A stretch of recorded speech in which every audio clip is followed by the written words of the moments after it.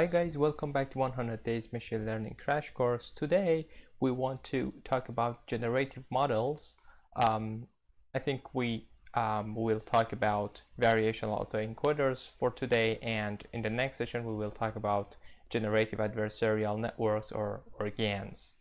Okay, so let's start from here. So in supervised learning we have some data and labels. So we have for each data we have the corresponding label, and our goal is to learn a mapping function from X to Y, right? For example, if we have some pictures of cats and dogs, we want to pass this through a network, for example, and then this network learns a mapping, let's call it f, and it is a function of the input, and the output we want to be, for example, 0 or 1, which is probably this cat, maybe it is dog. Okay, so the goal is to learn such mapping. Okay, so this is for classification, regression, object detection, and other tasks that we saw in previous sessions. On the other hand, in unsupervised learning, we have just data but no labels. So we have seen some of the examples of unsupervised learning before. For example, in K-means clustering, or in clustering problem, we just have some data and we want to somehow cluster these data or label them to categorize them. Okay, so and also we could use unsupervised learning for dimensionality reduction and or density estimation. So for example, this is PCA that is kind of unsupervised learning because we don't need the label of the data. We just use the data themselves without any labels, and then we could use PCA to reduce the dimensions of the data. Okay. And also, one of the ways to use unsupervised learning in deep learning and with neural networks is to use autoencoders or encoder-decoder architecture like this. So let's say we have just data and we want to find some features behind this data. Okay, so let's go to this one. Okay, so we have an encoder network, so we just have images, let's say, and we want to train this network. So the point is that for the output we could also pass the image itself as the ground truth. Okay, so we use in fact this pair and let the network to learn this mapping. Maybe it sounds a little unuseful, but we will see that this is so a tricky way to train the network such that that network could encode some information. Okay, so what does this network do? So we have the input data, which is the image, and the point is that we want to have an encoder. Let's say it could be some convolutional layers, and then we want to extract some features, and the point is that the dimension of the features is lower in comparison with the input data. So let's say the input data has the dimension of, let's say it has 100 features.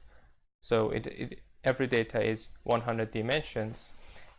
But for features, we probably use maybe 20 dimensions as the number of features in the latent. We call this Z the latent variable or hidden variable.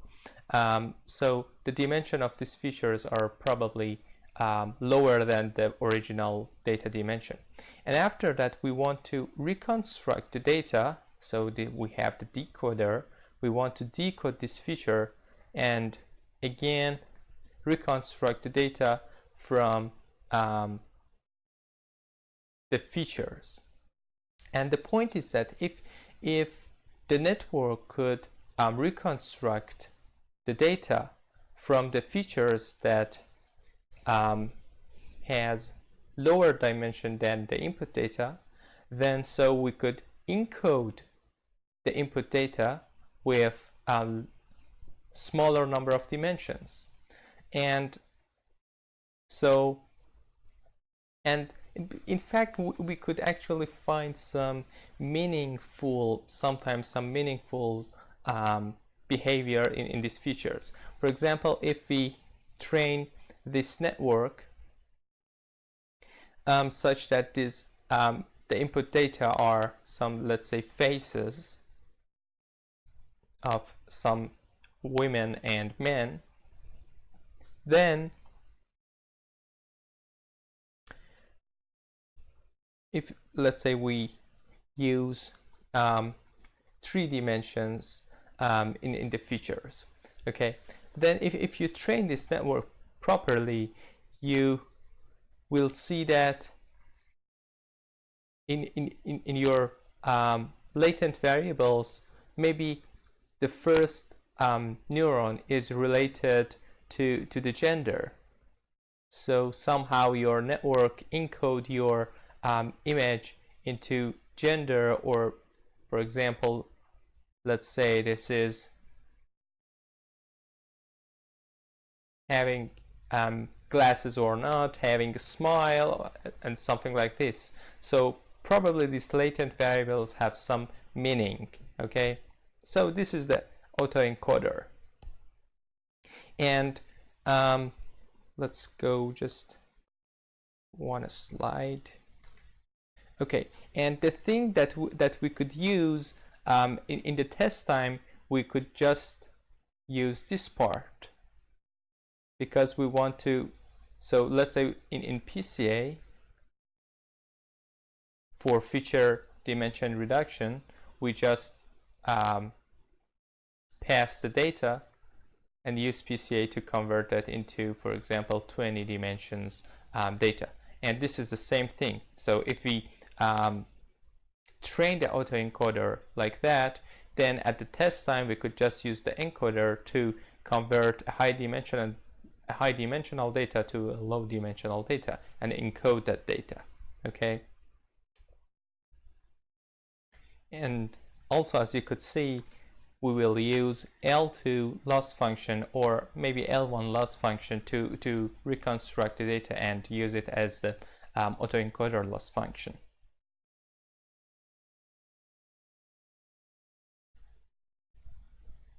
Okay, so as you could see, you have lots of different options to actually choose the encoder and decoder architecture. So you could use deep convolutional networks to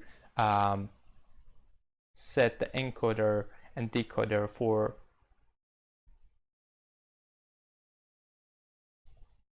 the autoencoder. Okay. So this is probably the question that we answered. So why we want to have dimensionality reduction?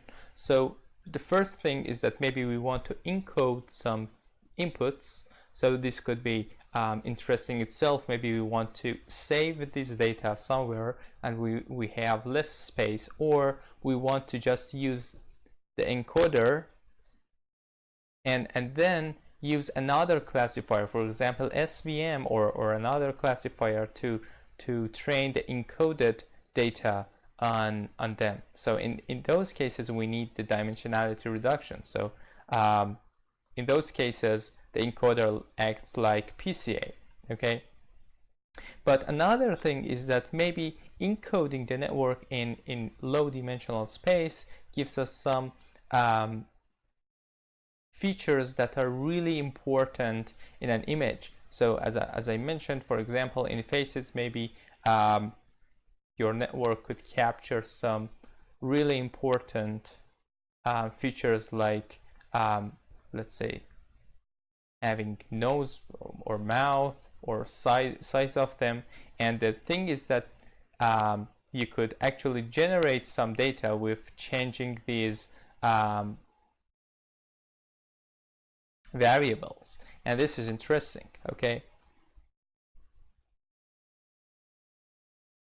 Okay, so we throw away the decoder when we want to use the encoder network. And one of the things that maybe autoencoder is useful is for initializing the supervised model. So let's say you have a model, so you create a CNN, but you don't want to initialize that with some just random weights and train them. So instead of that, let's say you have a supervised data set. So you have X and Y, but so before train your network with these data set, you just extract the X or the images, and then try to create another network, let's say this decoder, to create the output or create the image, and then train this with just this X, okay? So with just the image. So it acts like an autoencoder. Then at the test time, you just throw this decoder away and then use these weights in the autoencoders as the initial weight for your classification. So now you use the X and Y pairs to train your classification network, okay? So autoencoders could give you a good initialization start for supervised training.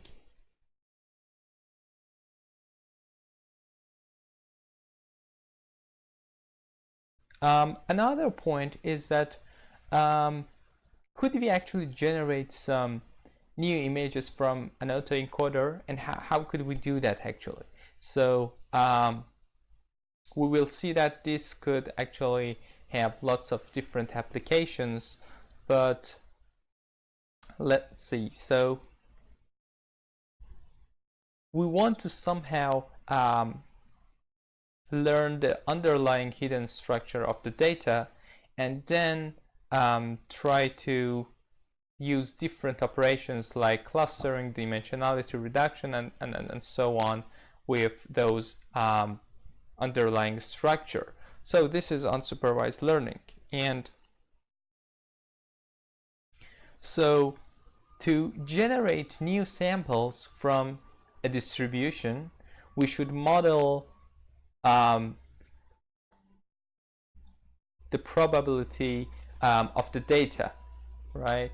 And because we don't have the true probability of the data, we should model that with a model. It could be a CNN, or we will talk about it. Then we could sample from this P model to generate samples like this data, okay? So for example, if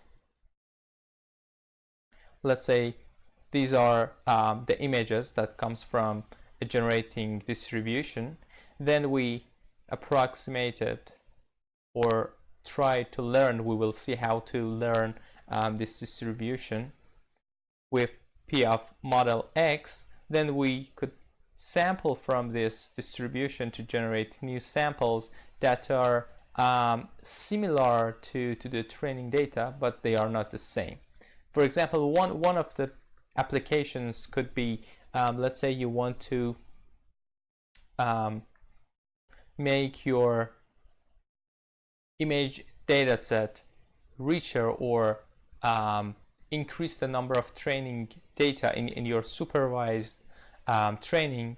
So first you could train a generative model to learn this distribution, and then sample from this distribution to generate new instances for your supervised learning, right? So for example, if these data are some images of cats, you could generate new cats to just feed that into your classification network to learn some new data. Okay, so we have different ways to and different methods to do this.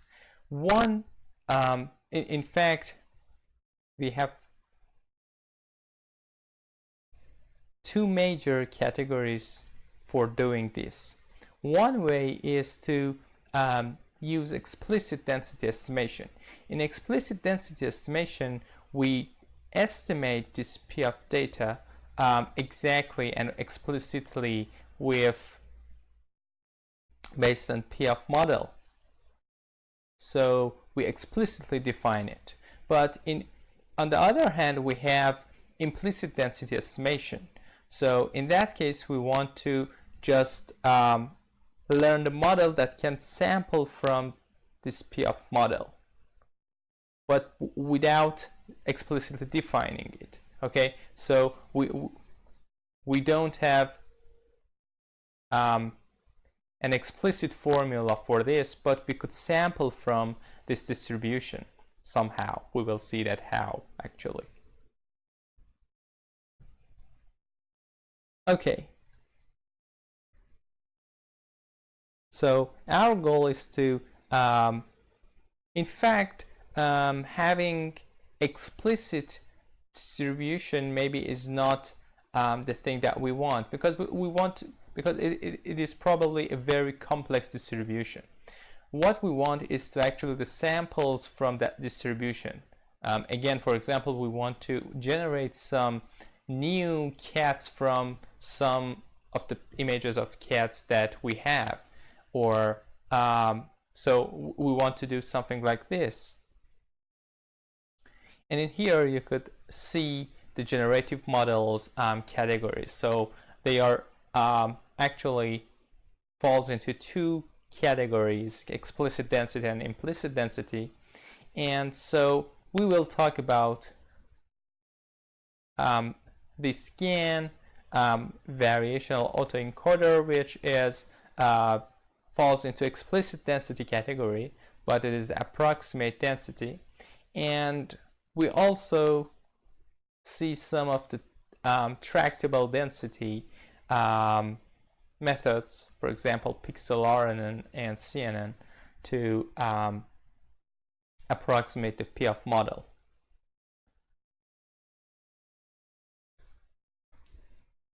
Okay, so we talked actually about why we need the generative models. So the generative models could use in artworks. There are actually lots of applications that, for example, work as the artwork nowadays in your Android devices and stuff like that. But also we will see that the generative models could be really good to generate super resolution images, or colorization. In here you could see an example of that. And also, as I mentioned, we could train those generative models that could represent the data with some latent variable that are really important and could capture main features of the image. So let's say you have a really good encoder, so you have some latent variable, and with, let's say, so you have a decoder network, so you get an image here. Let's say this is a face, and so by changing these variables you could generate new instances. For example, one of these for the size of the eye. So by changing these variables, you could generate different instances that could be useful for supervised learning or other applications.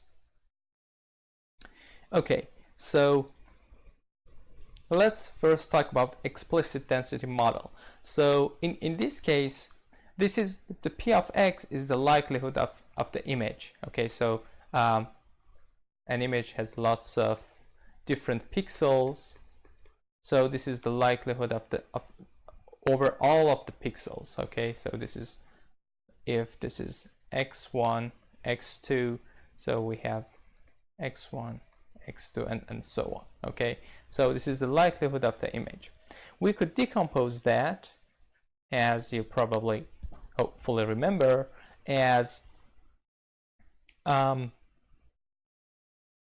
conditional probability of the pixels. So in this case, we are scanning like this. If we labeled the pixels like this, then we are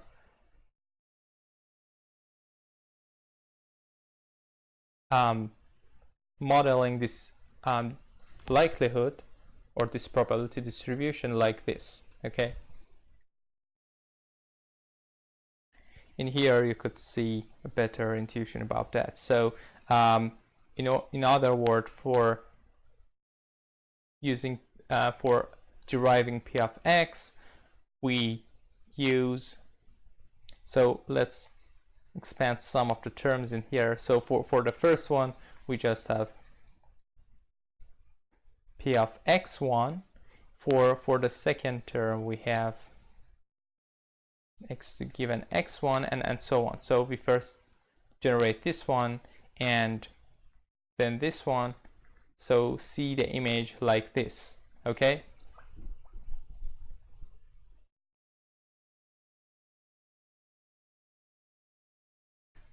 okay, so this is actually could be a complex distribution, so we could model it with a neural network. Okay, so this is good. This is how PixelRNN work. So in PixelRNN, as you could see, we have first this one, and to model the dependency of a pixel based on previous pixel, we use RNN and LSTM. So we first pass this one to the LSTM network, then pass these two as the next pixel, so these are somehow depends on this one. Okay, so we are probably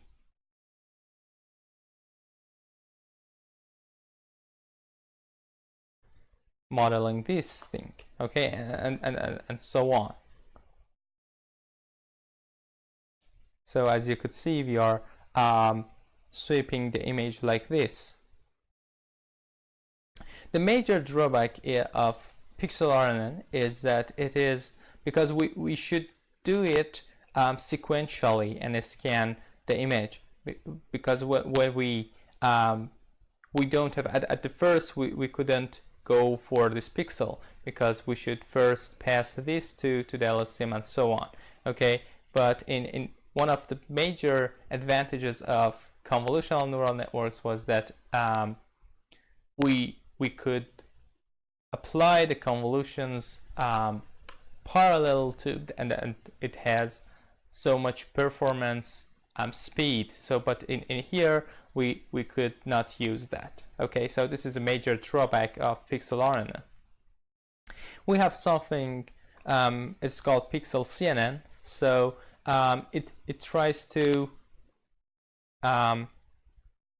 use sliding window, or it's called context region, to generate new data. So it is better than PixelRNN, but still it is not very good performance-wise. And also these are the generated samples from PixelRNN. As you could see in here, we have new samples from this network. Maybe they are not really sharp. Okay, so you could see the pros and cons of PixelRNN and Pixel CNN. So there are some improvements on the also Pixel CNN, but we will not talk about it so much because currently GAN and mostly GAN, but not variational, but also variational autoencoder is most widely used for these purposes. Okay, so in Pixel CNN, or in PixelRNN, we have seen that we could decompose the P or the likelihood of the image based on some previous pixels. So we use this decomposition. Okay. In VAEs or variational autoencoders, we use latent variable Z that we have seen in previous slides, and we could write the P or the likelihood of the image based on, actually we could write it like this, right? Because if you integrate from that, you could derive this one. Okay, so in fact we just conditioned X on Z and then just integrated over Z. Okay, so we could write it like this. The problem is that in this case we could not optimize this because this is intractable. We could not calculate this term to just use a neural network to optimize this thing. So instead of optimizing this likelihood in variational autoencoder, we try to derive a lower bound that is tractable, or in other words, we could calculate that lower bound, and after that we optimize that lower bound instead of maximizing this. Okay.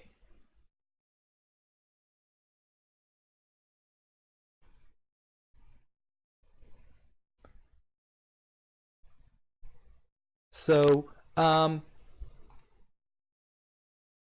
in this case, let's see.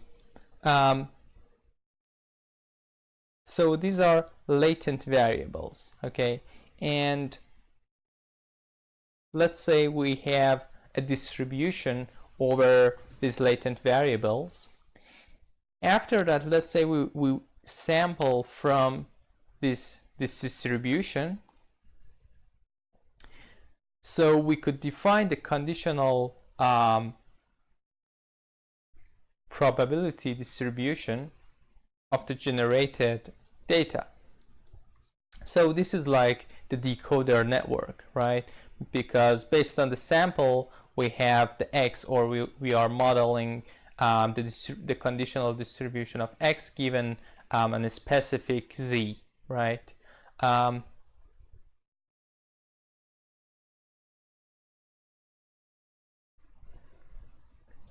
In the so we talked about it. The problem is that for just if you want to model this, the problem is that this is intractable. Okay, so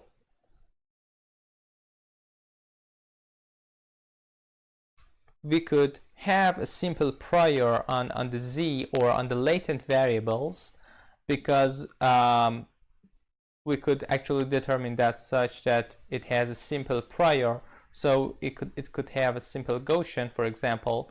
But the problem of this is that this integration, it makes that intractable. Also, let's see the posterior density. So if we just model the posterior density, okay, so this is the conditional distribution of z given x, so it is like the encoder network. In that case, we have this p of x, which makes this also intractable, right? So to solve this problem, let's define an encoder network that model or approximate this this distribution, which is some kind of encoding, right? Because based on the given x, we want to have the distribution of the latent variables. So we could approximate that with a neural network. Okay, let's see how we could solve the problem. Okay, so the log of, so this is the log likelihood, right? So because the p of x is the likelihood, so we taking the log, so we have log likelihood in here. So we could write the log likelihood as the expectations of a random variable z over random variable z of log of p of x, right? So in this case, we are conditioning that over z and then taking the expectations, so we could write this as this term, okay? After that, we could use the Bayes rule to expand this term like this, okay?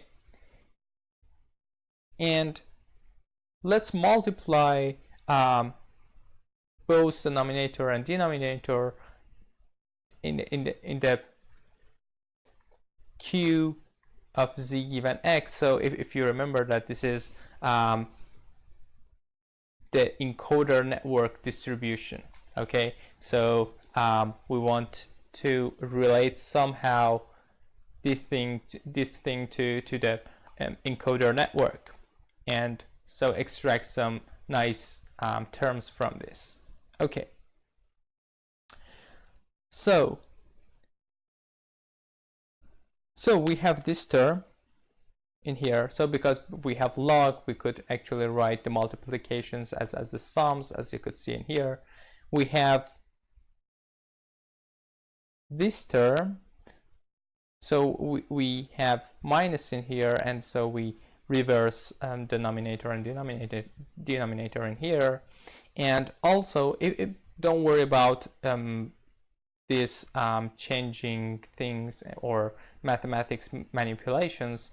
They are just for the reason that we could write the final. You could see that in the next slide, we could write all of this in the very nice form that we know.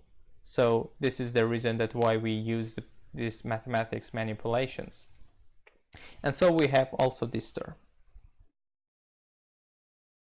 Okay, so now if you remember that the definition of KL divergence, we could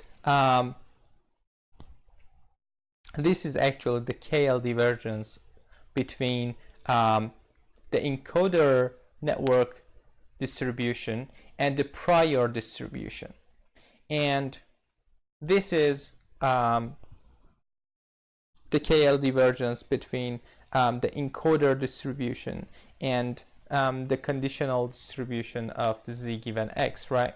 So let's see. The point is that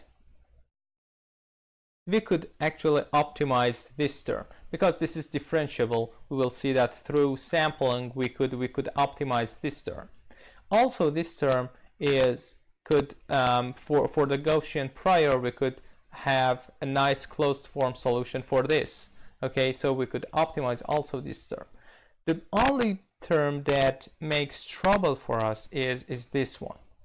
And because this one is intractable, in other words, let's see, we don't have this. Okay, so and this is makes trouble for us. But we know that the KL divergence is always positive, or it is better to say it is always non-negative. Okay, so because it could be 0. So in that case, we could derive a lower bound on the log likelihood, right? So it is always greater than this, right?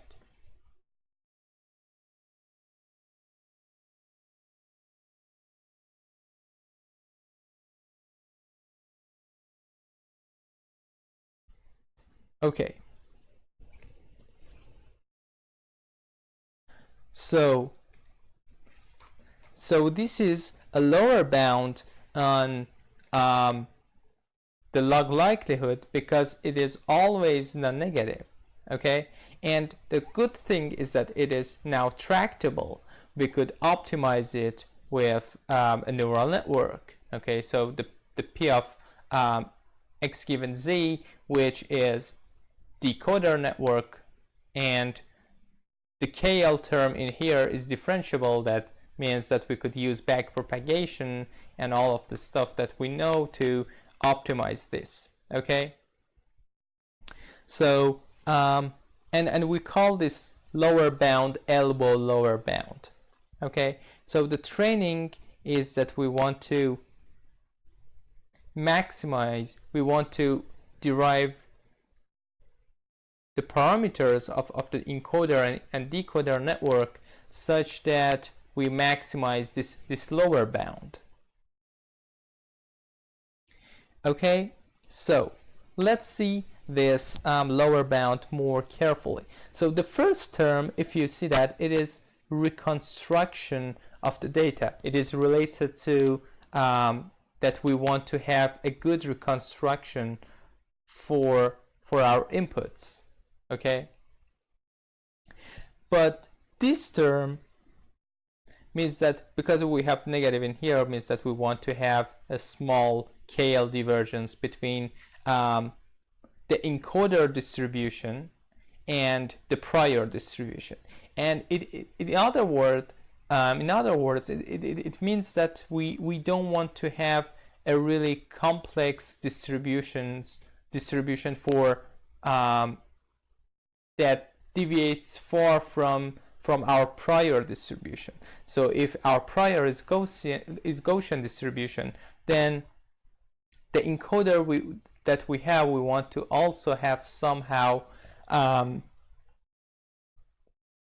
posterior distribution that is close to that Gaussian distribution. Okay, so we don't want to have lots of deviations from our prior. So this is the thing that we talked about it just now. Okay, so this could be the encoder network. So the encoder network has some parameters, and we could assume that the this conditional probability distribution is Gaussian, and it has, let's say it has, so it has a mean and covariance, so we could set that as a diagonal covariance matrix. And also we have a similar decoder. Let's see them together.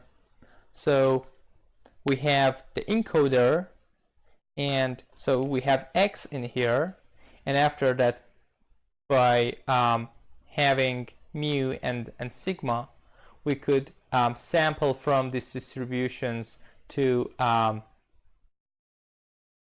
generate z given x. And also in the decoder part, based on the Z, we could sample from these distributions to generate some new samples X based on Z or given Z.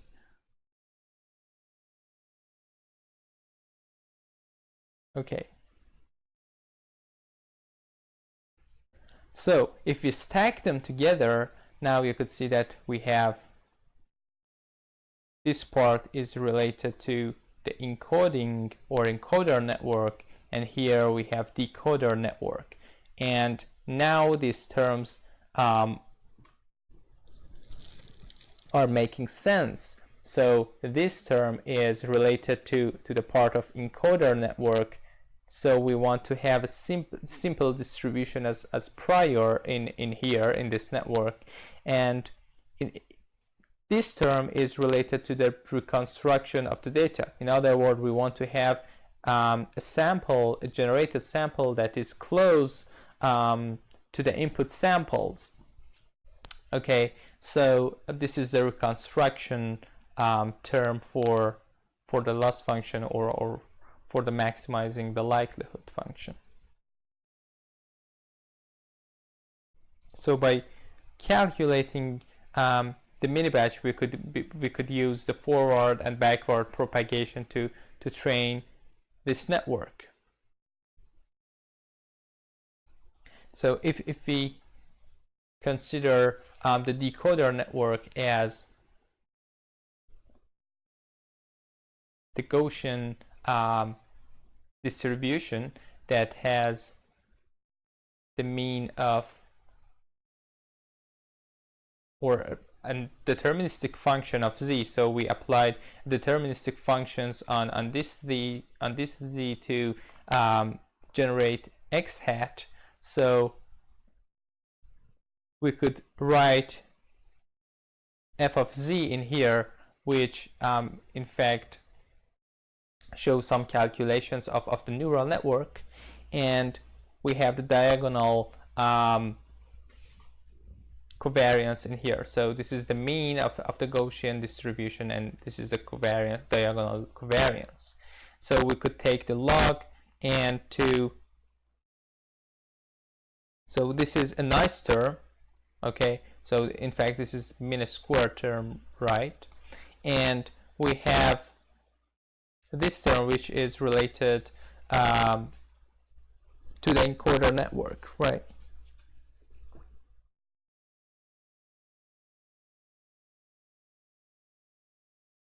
Okay, so currently the encoder and decoder are like this, right? So we have the X, we have encoder network, we have mu and sigma for that encoder network, and we have the KLD versions of this posterior and the prior distribution in here. So we could use backpropagation in here.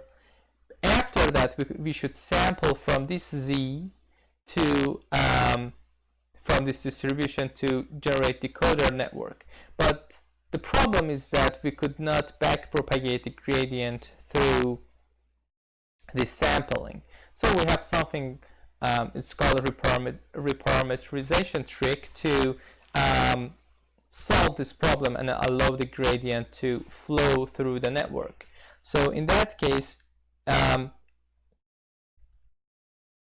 we know that the Z sampled from this distribution, and so this is equivalent to we have another variable, a random variable epsilon, that is sampled from the normal distribution, and it is scaled by mu and sigma. So in that case, now we have this one and we have the sampling in here.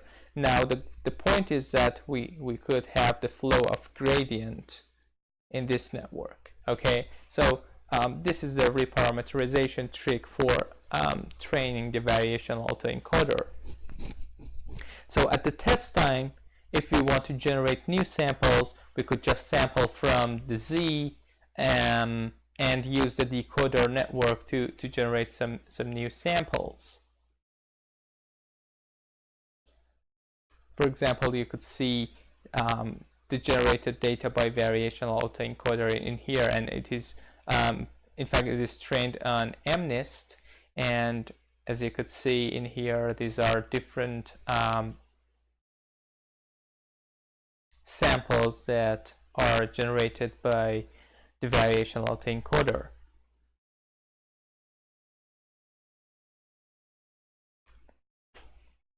And also in here, so we know that Z could have different dimensions. As you could see in here, one of the dimensions are related to the expression of the face. So in here, we have something like anger or disgust, maybe. And in here, we have happiness. So by changing the Z1, we are changing the expression and the mood of the face. By varying the Z2, we are changing the pose of the face. And this is so the latent variables are carrying some meaning. Okay, so this is the architecture of common variational autoencoders that are used in deep learning or in convolutional neural networks. And we could see some sampled from this distribution. Another cool thing that we could do with variational autoencoder is that maybe we want to generate some data but with specific labels. So let's say we have MNIST, and at the test time we want to generate samples from the 1, not from 2, 3. Okay, in this case we should use conditional variational autoencoder. In that case we don't have much of things to change. We just need to add this X to both encoder and decoder and replace all of these distributions with the Z and X, which is the label. And so all of the mathematics will be the same. So we do the same thing, and now we could in fact generate some data based on the conditions that we have. So we could have, let's say, just passing 2 to that conditional variational autoencoder and get a sample from this digit and so on. Okay, if you use the variational autoencoder on MNIST. So you could see the pros and cons of variational autoencoders. So the disadvantage of, maybe the main disadvantage of variational autoencoder is that the samples are more blurry than the GANs, and also because in fact it is far from the state of the art of the GANs. But also there are some kind of active research area for the researchers to improve variational autoencoders. For example, we could use different priors other than Gaussians to use them as the priors. Okay, so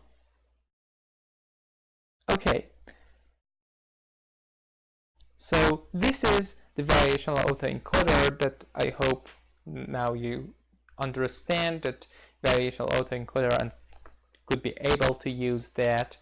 Also there are like some projects that we will see how to use variational autoencoder. They are open source in GitHub, but maybe the GANs are more popular and more common than variational autoencoders, especially in applications, because these variational autoencoders are in fact have more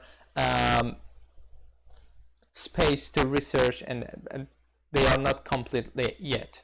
Okay, so hope to see you in the next session, and in the next session we will talk about GANs. Okay, so hope to see you in the next session. Bye.